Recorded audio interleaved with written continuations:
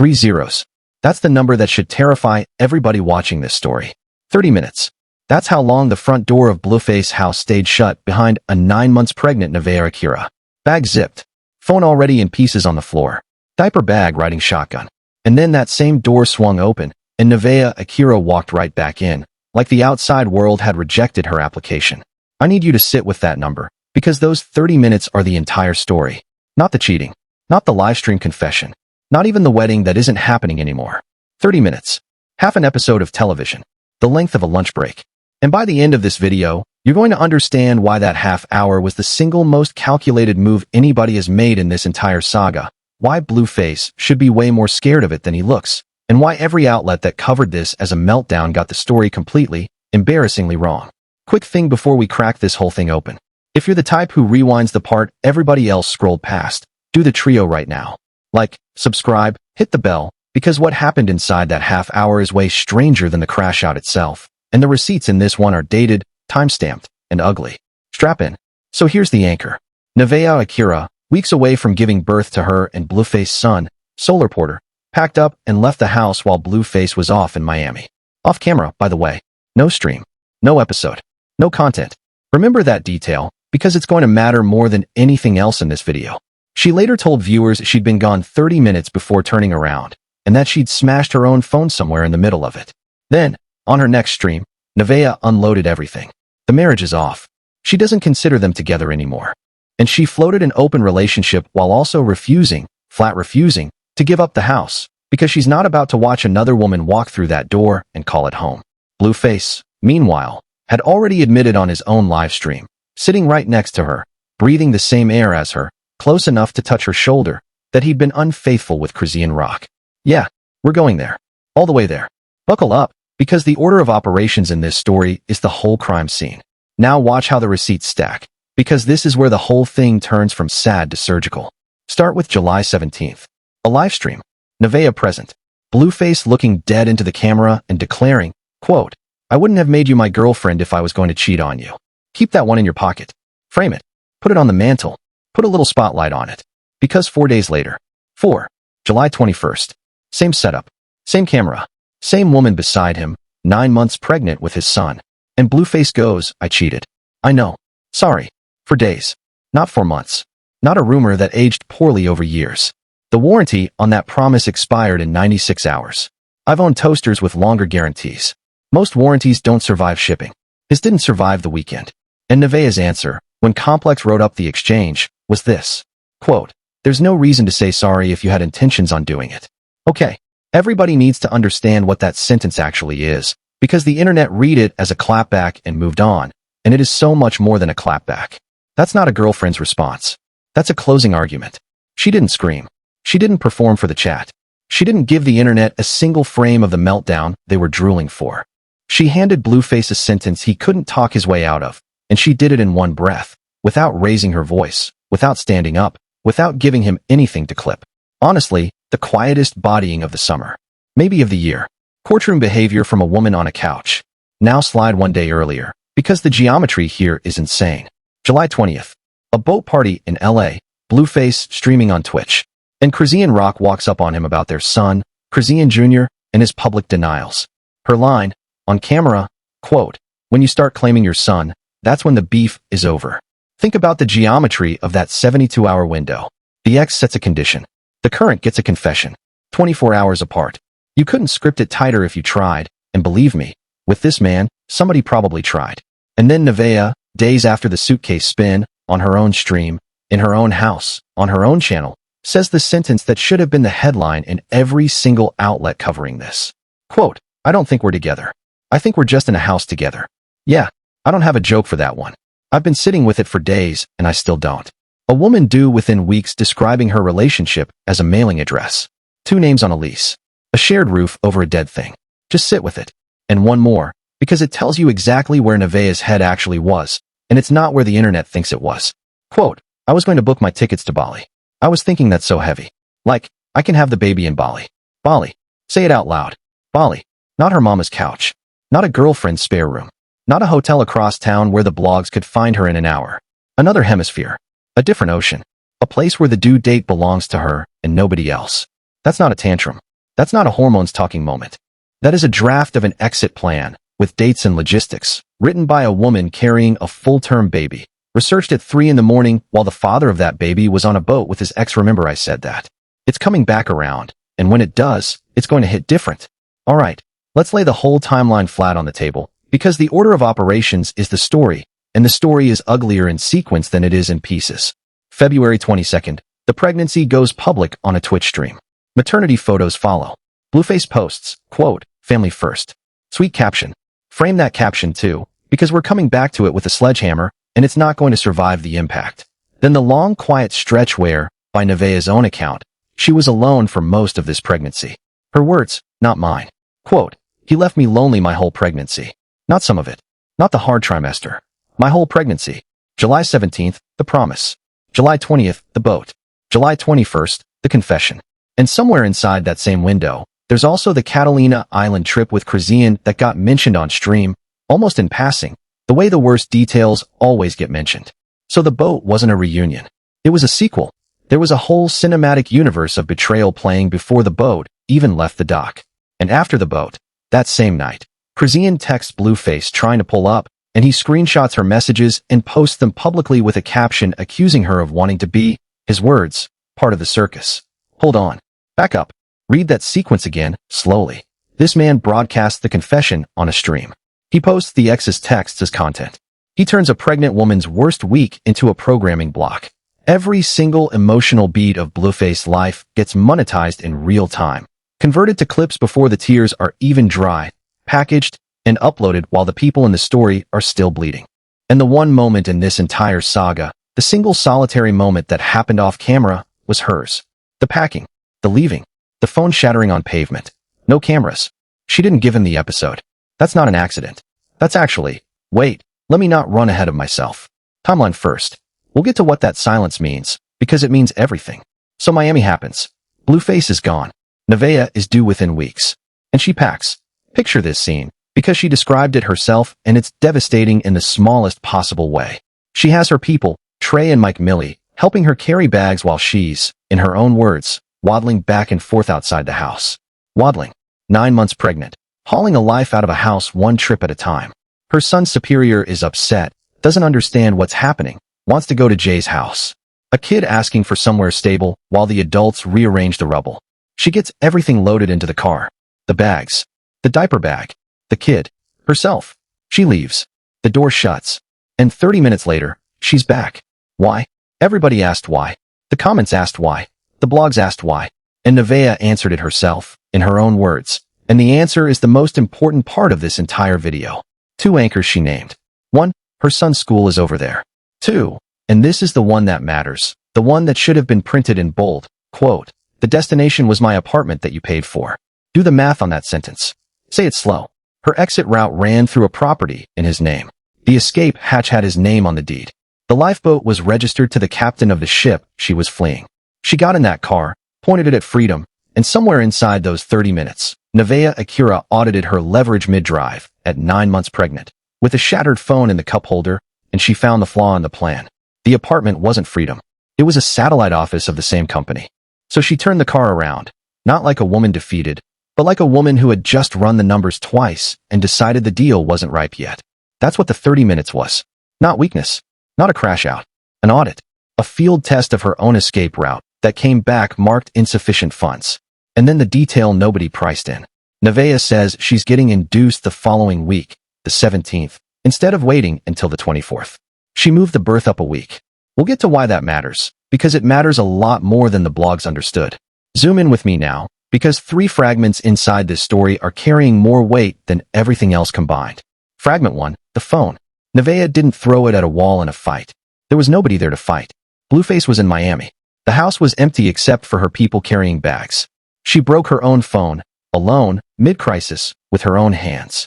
Look, you have to understand what a phone is in a life like this. The phone is the pipeline. It's the DMs she kept insisting weren't influencing her decisions. It's the timeline laughing at her in real time. It's the blogs refreshing. It's Blueface in Miami doing whatever Blueface does in Miami, beaming himself into her palm, whether she asked or not. Breaking it was the only off switch she owned. She couldn't switch off the house. She couldn't switch off the pregnancy. She couldn't switch off the internet. She could switch off the rectangle. People keep framing that as losing control. I had to read her account twice, because it sounds a whole lot less like losing control and a whole lot more like cutting the feed. There's a difference between a woman smashing a phone because she can't stop herself and a woman smashing a phone because it's the only machine in her life with an off button and she finally decided to press it. Hard. Against concrete. Fragment 2. The calendar. Quote, I'm not waiting till the 24th. I'm ready. On paper, that's impatience. A tired, heavily pregnant woman who wants it over with, and who could blame her? In context, though, that's a scheduled takeover. The due date was the one deadline in this whole story that Blueface got to circle. The one date on the calendar that belonged to his content machine by default, the day the cameras would roll, the day Family First 2.0 would post itself. She just recircled it. She moved the finish line 7 days closer and dared the world to keep up. And layer on top of that what the couple themselves discussed on stream, out loud, like a segment. Swabbing the newborn for a DNA test. Read that again. I'll wait. The birth plan of this relationship includes a paternity swab. Not a birth photographer. Not a playlist for the delivery room. A swab. The trust ledger isn't low. The trust ledger isn't overdrawn. The trust ledger is at zero. The account is closed. The bank has been demolished, and both of them signed the paperwork on camera like it was content, because for them, it was. Fragment 3. Family First. The caption posted over maternity photos while, per the coverage, Blueface was days away from a boat with his ex and a confession on camera. I'm not even mad at the hypocrisy anymore. Hypocrisy is this economy's main export. It's manufactured at scale. What I'm fascinated by is the function of it. That caption wasn't for Nevaeh. That caption wasn't for the baby. It was inventory for the feed, a product shot for the brand, posted by a man who understands that the audience can't tell the difference between a man who loves his family and a man who posts about loving his family, and who has built an entire fortune inside that confusion. And the suitcase 30 minutes later was the first thing in this relationship that wasn't inventory. That's why it scared him. We'll get to the fear. And look at the week one more time, not as gossip, but as a sequence of decisions, because each date is a choice somebody made. July 17th, Blueface chooses to promise fidelity on camera, with Nevaeh sitting right there, which means he chose the audience over the woman, because a real promise gets made in private and a public promise gets made for clips. July 20th, he chooses to board a boat where Chrisean Rock is present, chooses to keep the stream running when she walks up, chooses to let Claim Your Son become a moment instead of a message. July 21st, he chooses the confession, chooses the camera, chooses the words take it with honor, and somewhere in that same window, he chooses to screenshot a woman's private texts and auction them to the timeline as proof that he's the one being hunted. 5 choices in 5 days, and every single one of them points the camera at himself. Then Nevaeh makes one choice, just one, and it's the only choice of the week that points the camera nowhere. She leaves. No announcement. No angle. No soft launch. And the entire apparatus that Blueface built, the streams and the screenshots and the captions and the confession economy, has no protocol for it. He had a response for the ex. He had a response for the blogs. He had a response for the baby that isn't born yet. He had nothing for a locked door and a dead phone. 5 days of choices versus 30 minutes of silence. And the silence won, and everybody who watched it happen felt it, even if they couldn't name it. That's why the clip of him asking where you thought you was going keeps circulating. The timeline knows. The timeline always knows. The timeline watched the most documented relationship on the internet hit its first undocumented moment, and the man at the center of it blinked first. Because that's the whole game, right there in that driveway. Visibility is his currency, and her absence is her currency, and for 30 minutes, the exchange rate flipped. He had the cameras, the clout, the house, the deed, the roster, the caption, and the apology tour, and she had a shattered phone and a locked door, and the shattered phone won. Keep score however you want. The scoreboard doesn't change. Now watch how the machine chewed all this, because the coverage itself is a whole second story hiding inside the first one. Complex ran it as a timeline piece. Promise on the 17th, boat on the 20th, confession on the 21st. Clean, receipt heavy, letting the contradiction indict itself without a single adjective doing the work. That's receipts journalism. Respect where it's due. Hot new hip-hop went somewhere heavier. Backlash framing, centering the clip of Blueface arguing with a woman about to give birth, their angle basically being that this stopped being entertainment a while ago, that somewhere along the way the show ate the people inside it. Also fair. Also true. And then there's the timeline ecosystem, the meme layer, which processed a pregnant woman's worst week as a roster joke, cut it into reaction clips, ranked it, remixed it, because in that framing everyone's a character, nobody's a person, And the baby due in August is just a season finale with a due date. That's the machine. That's what it does. It converts pain into programming and pays out in watch time.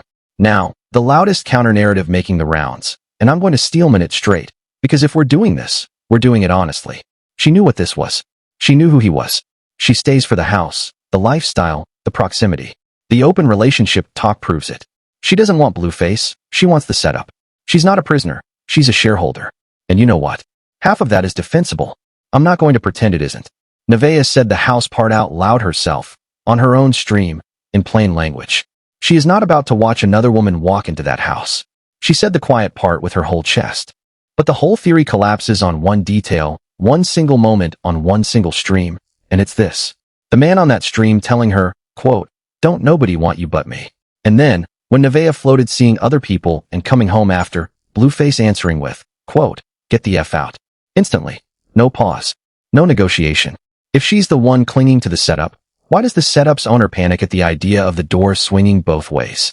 Why does the man with all the leverage flinch like that? That reaction wasn't a man holding all the cards.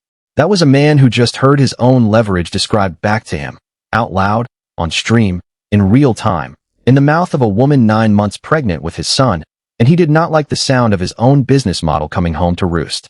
And here's the mainstream read, the one you've seen everywhere, the one the timeline has already ratified and moved on from. The delusion is wearing off. She's finally waking up. Good for her. Growth. Healing. Closure. Nah, I'm going to push back on the whole frame, because everybody keeps calling this a wake up, and I think it's a refinance. Look at what Nevaeh Akira actually did inside one single week, line by line, the way you'd read a term sheet. She canceled the wedding. That's cutting the emotional liability, taking the biggest recurring expense on the books, the public commitment, the ceremony, the vows in front of cameras, and writing it off entirely. She stayed in the house. That's holding the asset. Roof, address, stability for the kids, leverage in every negotiation that comes after, because possession is 9/10 of every argument she's ever going to have with this man. She proposed an open relationship. That's stripping Blueface exclusivity premium, and you have to understand what that premium is, because it's the entire foundation of his economy. Blueface leverage in every relationship he has ever broadcast is access control. Who gets in? Who stays? Who gets cut from the roster? Who gets a verse, a room, a ring, a repost? His whole public persona is a velvet rope with a man attached to it. And Nevaeh looked at that rope and said, fine, then it swings both ways, and he lost his mind, because a velvet rope that swings both ways is just a door, and doors don't make you powerful. And she moved her induction date. Schedule control. The last deadline he owned, gone. So tally it. Liability cut. Asset held. Premium stripped. Schedule seized. That is not a woman drifting toward the door with tears in her eyes. That is a woman renegotiating the entire contract while still living in the building, from a position of occupancy, with the due date in her pocket instead of his. And the man? Let's inventory his economy real quick, because the books are a mess. Blueface apologized for cheating with, quote, "Take it with honor. Take it with honor." Say it out loud and listen to how hollow it rings. That's not an apology. That's a dude returning a library book and asking for a receipt. Sir, you cannot return a betrayal. There is no customer service desk for what you did. He made a fidelity promise on July 17th that expired before the weekend hit, which means the promise wasn't a promise at all. It was content with an expiration date shorter than the milk in the fridge. He called Chrisean part of the circus for texting him. And I need everybody to appreciate the audacity of that framing. Sir, you run the circus. You own the tent. You sell the tickets. You hand out the flyers. You monetize every act under the big top, including the one where you hurt people. She bought a ticket. You're mad she showed up for the show you charged admission to? You don't get to sell seats and then shame the audience for attending. He told a woman carrying his child, on camera, in front of the world, quote, "Don't nobody want you but me." And I keep turning that sentence over and over, because the more I look at it, the less it reads like an insult and the more it reads like a wish. A prayer, almost. Blueface needs that to be true. He needs her market value to be 0, so his ownership stake stays at 100%. His whole model collapses the second Nevaeh prices herself on an open market, which, not for nothing, is exactly what the open relationship proposal did. It was a market test, a soft launch of her own independence. Nevaeh didn't ask permission to leave. She asked why exclusivity only flows one direction, why the roster only has one door, why the man with the boat and the X in the confession gets to be the sole shareholder of freedom in that house. And Blueface responded by threatening to throw her out. Rules for thee, exclusivity for me. The whole philosophy of his love life in 5 words. And then Blueface is out here publicly explaining he doesn't sleep with her because she's, quote, too big.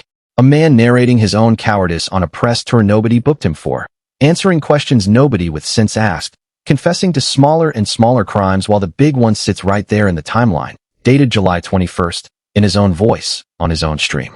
Meanwhile, the collateral ledger keeps growing. And this is the part where I need everybody to get quiet for a second. Chrisean Jr., whose paternity Blueface litigates for content, on camera, for engagement, while the mother sets terms on a boat, in public, because the public square is the only leverage she has left. Superior, who wanted to go to Jay's house while his mom loaded bags in the driveway. A kid begging for an exit while the adults load the car for one that lasted 30 minutes. And Solar Porter, who isn't even born yet, who has never drawn a breath outside the womb, and who already has a swab appointment and a streaming history. 3 kids. 1 economy. 0 of it off camera. Except, and I cannot stress this enough, hers. Her 30 minutes. Because that's the real headline buried under all of this, under the boat and the confession and the caption and the swap. For 30 minutes, Nevaeh Akira took herself off Blueface network. No episode. No angle. No ad revenue. No clip for the aggregators. The most watched woman in that house went dark, and the whole machine ground against the silence like an engine with no oil. And Blueface talked about it afterward like a man describing a power outage. Quote, where you thought you was going. He asked it like a joke. He smiled when he said it. But listen to the question twice. Listen to what's underneath the smirk. That's not mockery. That's a host checking whether the audience noticed the channel went dark. That's a man refreshing his own homepage and finding a blank page where the content used to be. He wasn't laughing at her. He was auditing the damage. Where you thought you was going is not a question you ask a woman you control. It's a question you ask a signal you lost. Nevaeh noticed what he noticed. That's why she came back on her stream, not his. Read that again, because it's the whole war in one sentence. She had the hottest story on the internet, the moment every aggregator was begging for, the footage worth more than anything Blueface posted that month, and she gave it to her own channel. Said it all herself, in her own words, on her own terms. Quote, I'm not about to become likable for people that don't like me. She's not rebranding for the sympathy economy either. She's not performing the wake up the timeline demanded from her. Wake up, please. That's her phrase for the audience, and it cuts both directions, and I genuinely don't think she cares which side feels it more. Because here's the truth underneath everything I've said tonight. Delusion packs a bag and leaves forever. Delusion burns the house down on the way out and posts about it. Strategy packs a bag, drives around the block, counts the exits, prices the assets, checks the deed on the escape hatch, and comes home knowing exactly what everything costs. Nevaeh Akira knows what the house costs. She knows what the wedding costs. She knows what silence costs and what an episode costs and what Blueface approval is worth on the open market, which, after July 21st, is trading at an all-time low. The internet wanted to crash out. What it got was a closer doing closer math. 30 minutes wasn't the meltdown. It was the meeting. And everybody in this story except her mistook it for weakness, which is exactly what a smart negotiator lets you do. And before we talk about where this goes, I want to pull the camera back one more time, because there's a pattern underneath this specific week that stretches across everything Blueface has ever broadcast. And once you see it, you can't unsee it. This is a man who has never in his public life experienced an emotion he didn't try to sell. The proposal was content. The pregnancy reveal was content. The promise was content. The confession was content. The apology was content.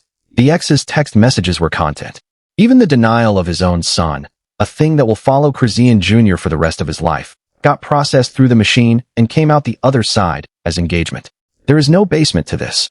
Every time you think the man has found the floor of what he'll monetize, he finds a crawl space underneath it. And into that economy walks Nevaeh Akira, 9 months pregnant, holding the only unsold inventory left in the entire operation. Herself, unmediated. Her absence. Her silence. And she spent it. 30 minutes of it. The shortest, cheapest, most devastating product drop of the year, and it cost her 1 phone and 1 tank of gas. Because understand, the power in that house was never the house. The power was never the roster or the ring or the caption. The power was the feed itself, the unbroken stream of Nevaeh that Blueface's whole apparatus depends on, the way a network depends on its flagship show.